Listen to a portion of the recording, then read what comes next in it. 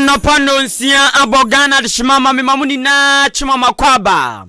De Ahenkan 93.3 FM so. Eyen samodura esin message anopai. Me de baba sumo sanopano nsia akan kasi 30 die. Ye nyai echeshe so da. Na de obetie bia anopai ene se. Mnahye udwani bi so ne nanado tonjia. So tumi pa epamo soafo we Ghana. Yesika sam so pa awurade nyankopon. Obe peja nanado asia gongon che ohino yeso na pakam ewo mfimfim mantemu abon bembembe ama mefo na papafo aya ba adwuma penya womo atobonsa aban pesode ne satum no womo ama aban breport bi se wantua womo ka aban ebete womo nka adehye bi ene ahyenkafo bi a womo di omudwuma ewo koforidua epoe manteman yinkru womo ka kire aban ni mpanimfo se ekwanfo ha womo pa ewo koforidua ne mpotem entuomu ntwomani enhwe wei ene afoforo bi ena no pemasi adwade besomo se anopa no nsia akan kase na aseda enkoma rich drop natural mineral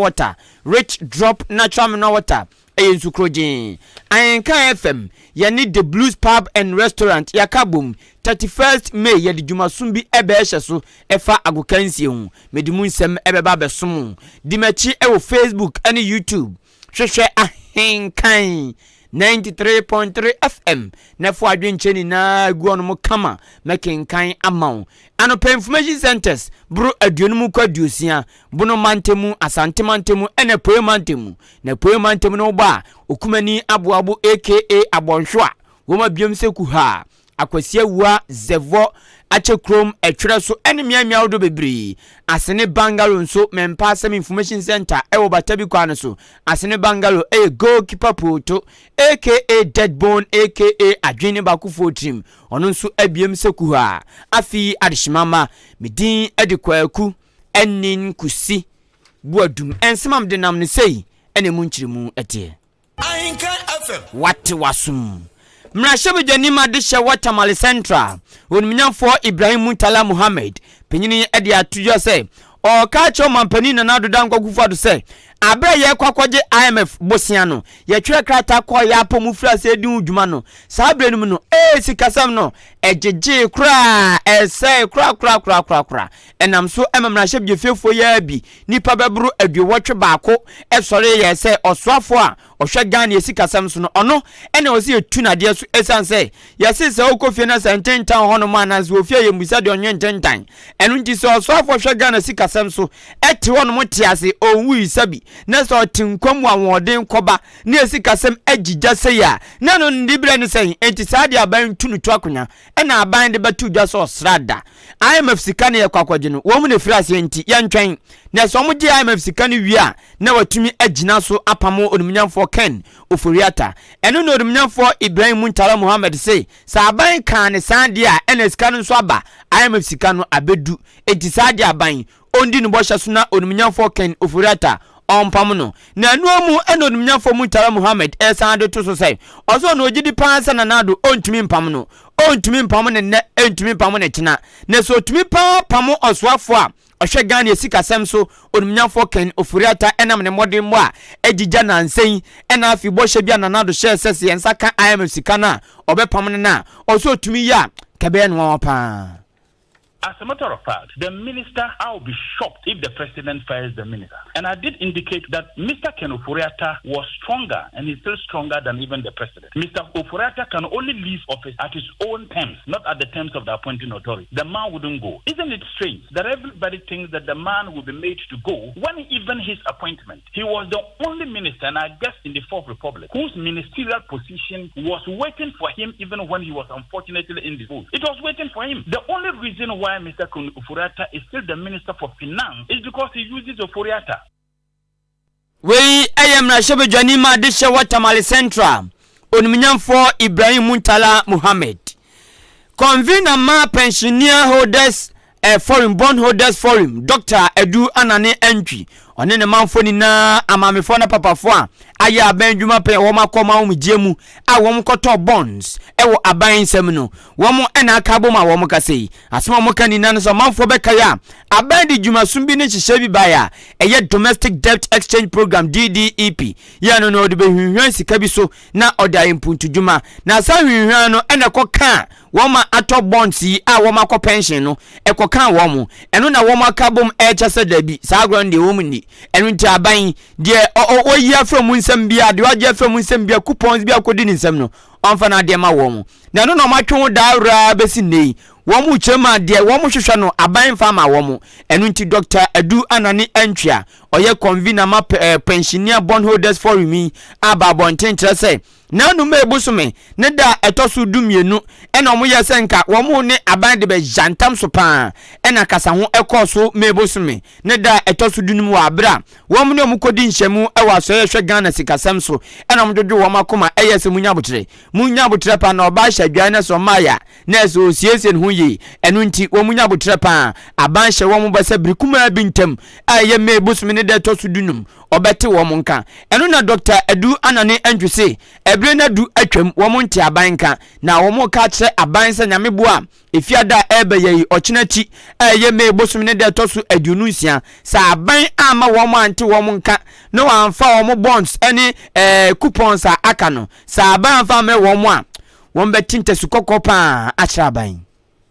As at the time we suspended our picketing, we had about 14 points outstanding. And the discussion we had with the ministry was that the ministry was going to pay all their outstanding coupons, including 2 coupons that were going to be due on the 15th. So we expected that, and that the week that started 15th, but at the end of that week, every outstanding coupon was going to be paid. And then in the same meeting, it was agreed that we meet to look at the payment of the principal. The principal at that time, one of them was getting 3 months. As at now, it is past 3 months. The principal was due to be given back to people who gave money to. We're supposed to meet and have a discussion on it. So we suspended our picketing based on these undertakings. The whole of last week, we waited and we didn't get any call from the ministry to come and do the meeting on the principal, payment of the principals. On the coupons, the government paid, but up to a point. Instead of paying up to 15, the government paid and left the 2 coupons due on the 15th left unpaid. So we have written to government. In fact, when we were suspending the picketing, we said if government doesn't do all the things in full, we will resume. Dr. Adu Anane ena ekasa ye na osan to so kan biem se die ntia aban a che o hye wo mbose me bosome ne da etoso dunum obeti wo nka wo nte aban ka wo na samyawa ti se de mo manufu a wo mu ra wo se tam sika ekra makoma wo jema akokora ne oluman wo de bobo mo ebra no aban de nsa betutum na wa hye bon so obeti wo nka wo nte nka na no na Dr. Adu Antwise besi sabrei a 15th ni twam no aban kan hwe nini na achi no wo mo bra na wo mu hia ade na fi aban chen no ai wo sa aban de ma wo mo aban fa konya bi so agye ade no wo mankasa tintim nkrata wo do bebre akọ asoye hwe Ghana sikasem so na subesi nei wo mo nte enhu enyano bia. If government want to meet us and propose something to us, we have given government this week to do that. Otherwise, they will resume our picketing. Government doesn't tell anybody anything. After we have met and we knew we were going to get the coupons in full up to the 15th. The payment was done. The 15th one didn't come. Government hasn't said anything. We wrote a letter to the government that we must meet and conclude on the payment of the principals at the end of last week, which was I think 19 Friday. We sent a letter to the government on Monday that by the Friday we should conclude discussion on the payment of the principal. We didn't hear anything from government. As I'm speaking now, we haven't heard anything from the government, and yesterday we have to send another letter. We take it that government doesn't want to do anything and we will resume the picketing. Eni amuti ye eye Dr. Adu Anani Antwi amamefo na papafo aya banjuma pen a wo makọ oma wo mejemu a omato bonds no womun nkabo mu ko papai ene ye convener ema won mu eya no pa no nsia akan kase ewo Ahenkan FM what wasum ND samanyoko eni NPP amanyoko ena fi independent nkofo mienu ejnan ewo kumawu abeton peso aso se womo pray to me esan se mra shebdwani onumnyafo Philip Basoa ato nananom ewo nsedu nti endo a by election ekoso na womo to aba no wiye na busua eno a titi bia wo ye Kasiebo awia ene anopa ene anwumre ene morning show suni na enyano aba betodwa eni dia abato komisan edi aba ne se abato na ekoso okumawu abeton peso aso asantemantimu by election no NPP amanyoko nipa wo mo paw no se ondi wo manim corporate mi no onumnyafo owura Ernest yaw anim onya abato no mu empim dunum ahanu aduosianan 15,264 enu no gina ohom chichemu aduoson achiripo enkron ene baako 70.91%. Endi samanyoko nipa wo mo paw no se onko prisa atumi ne ma wo mo owura Kwasi Amankwa onu sunya abato mu empem miensa ahanso aduonu miensa ejina ho mu chichemu nesa 3,723 ho mu chichemu dunso achiripo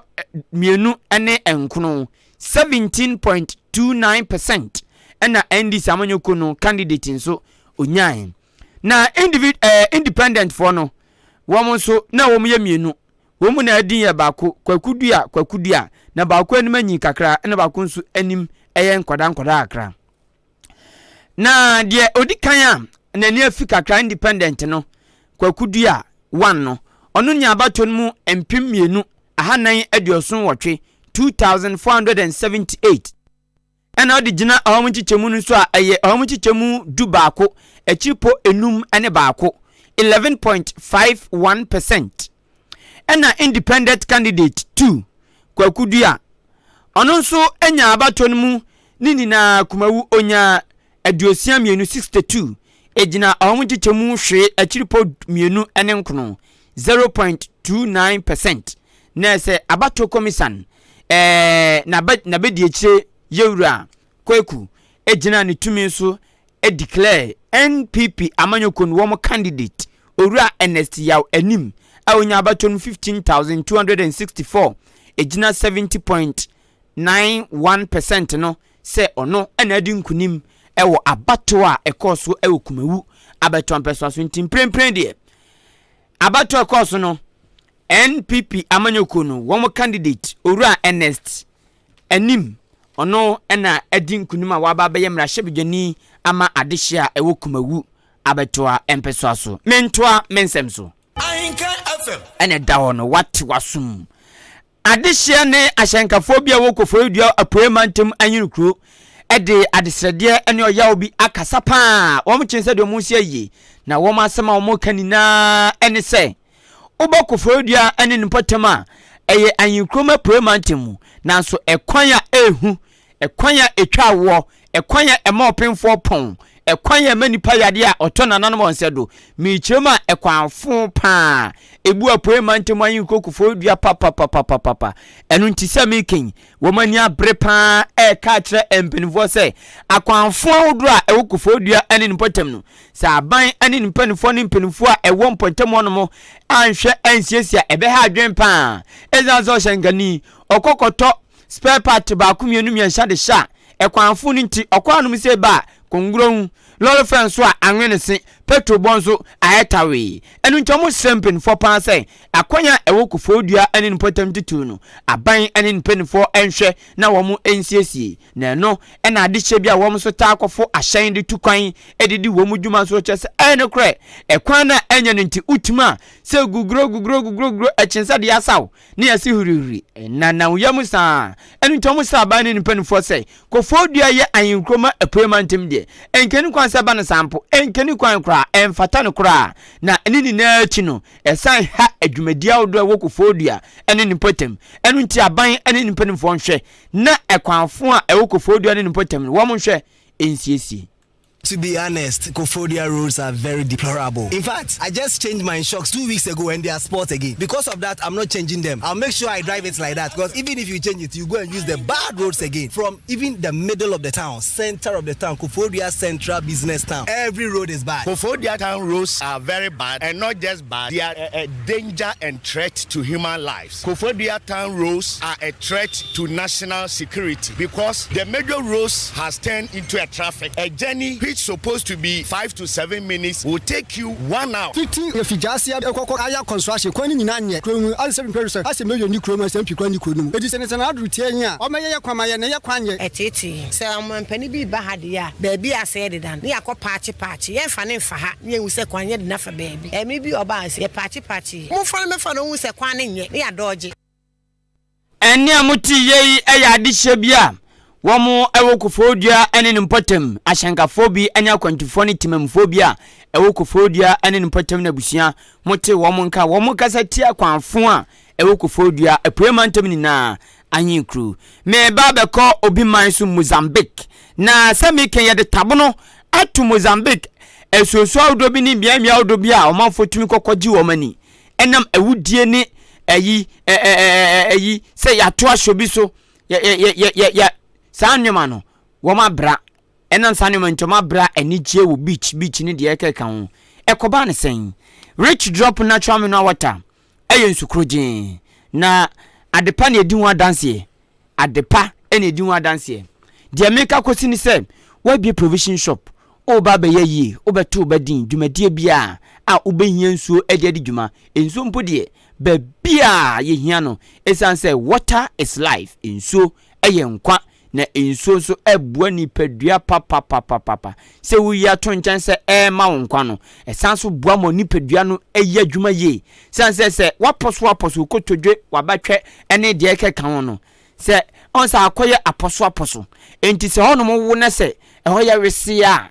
emwa ma untumi nya unan ye ntumi nkoma ma onya flexible enti unya nsuo ni bi nom de bia unya nsuo nom de bia na atanum nsuo a ebua mo hono mo ye trotro kama ema waposo ni tumi koba tinsuo de ndwumade kese ba kopano no esan so boama ni pedua no edefusane ye moja edefusane ye esan mo ahoden bo ho ban efi yarwa ho nanso de ehu wo nsuo hu ne se onum nsuo na se wanum nsu pa edensem bebre ebre oni pedua wanya hwe kra na nya typhoid ene ehun sensem bebre nti de obe ne se onum nsuo a tie papa no to papa no hwe papa no nanum nsu krojin papa ba kwa mi diwa danse amount rich drop natural mineral water kanene ne from rich ice natural mineral water unya binuma ebe boa papa na wamu nkra bata no mienu kase no ewo kaswa CP ena ba konso ewo achim aboabo Peace Town entimu amwo odan across manso asubua brenasi kotokuom tia across eni bian mi awdo bebre so do ne nipotam ni nano eya mom fre rich drop natural mineral water emfa ho ne ba bia wo de fre wo mkeke se ye pensuo